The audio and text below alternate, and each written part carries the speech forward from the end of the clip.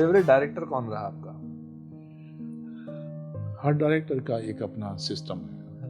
कुछ सिस्टम ऐसे होते हैं, कुछ तरीके ऐसे होते हैं जो एक्टर के लिए बहुत फायदेमंद होते हैं। जैसे शेखर को, वो एक्टर को कुरेदते हैं, सब निकालते हैं अंदर से उसके। उनको सिस्टम था कि दिन भर शूटिंग करके आए, नेक्स्ट डे क्या शूटिंग होनी है इसके बारे में डिस्कशन करनी है खाने के बाद।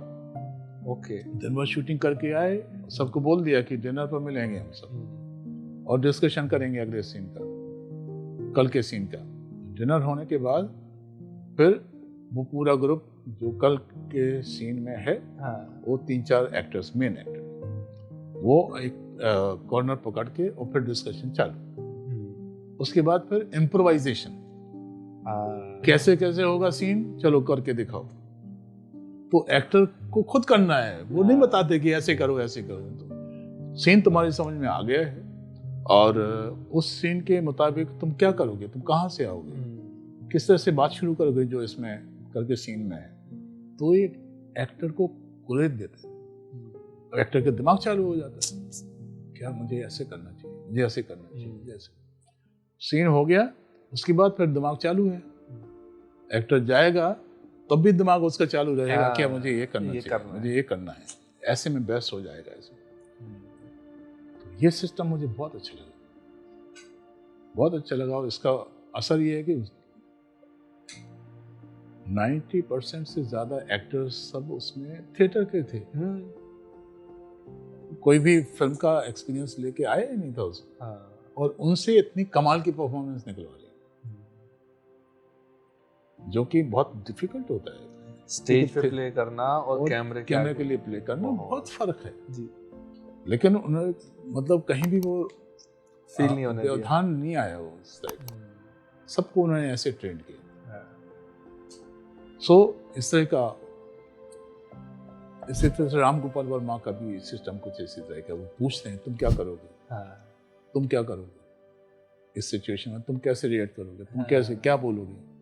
तो वो एक्टर से करवाते हैं। कई सीन्स तो हमने, जैसे हमने सत्या फिल्म में कई सीन्स तो हमने वहीं जाके इम्प्रोवाइज किए हैं। अच्छा। हाँ, सिर्फ उन्होंने बता दिया, इम्प्रोवाइज किए, डायलॉग्स भी नहीं आए थे। आप यकीन करेंगे, ये जो सीन था जिसमें मैं जीतता हूँ, मैं इलेक्शन जीतता हूँ और इन लोगों को बुलाता हूँ, ये लोग आते हैं, मुझे मुबारकबाद देते हैं, अगर मुझे माला वाला पहनाते हैं और मैं इसको शूट करता हूँ। आए नहीं सीन नहीं आए, हम बार बार इंतजार कर रहे हैं, सीन तो लाओ, डायलॉग करने हैं, डायलॉग को याद करने हैं, आए नहीं। लास्ट मोमेंट था, लास्ट मोमेंट ये आए। राम गोपाल वर्मा बोले ऐसा है, हम सबको इम्प्रोवाइज करना है, सिर्फ ये ध्यान रखना है कि आप लोगों को आना है, मिलना है, जुलना है, जो कुछ बोलना है बोलो। उसके बाद जब शूट करना है, उसको गोली मारनी है, तो मालूम नहीं पड़ना चाहिए कि आप गोली मारने वाले हो। अच्छा, मतलब सस्पेंस रहना चाहिए, अचानक आना चाहिए शॉट था। उस समय सब कुछ माहौल बहुत अच्छा है, चलो करो। पूरा सीन ये इम्प्रोवाइज है और इतना मतलब क्रूशल सीन है फिल्म का, पूरी कहानी का टर्निंग पॉइंट है भाई। और क्या सीन बना है वो, क्या सीन बना। तो इस तरह के डायरेक्टर्स बहुत हेल्पफुल होते हैं एक्टर के लिए, एक्टर को इम्प्रूव करने के लिए तराशते हैं एक्टर। हाँ, इसी तरह राजकुमार संतोषी, वो भी एक्टर को कुरेदते हैं, तुम क्या करोगे, तुम कैसे बोलोगे। घंटे घंटे रिहर्सल चलती है उनके डायलॉग्स की शूटिंग से पहले।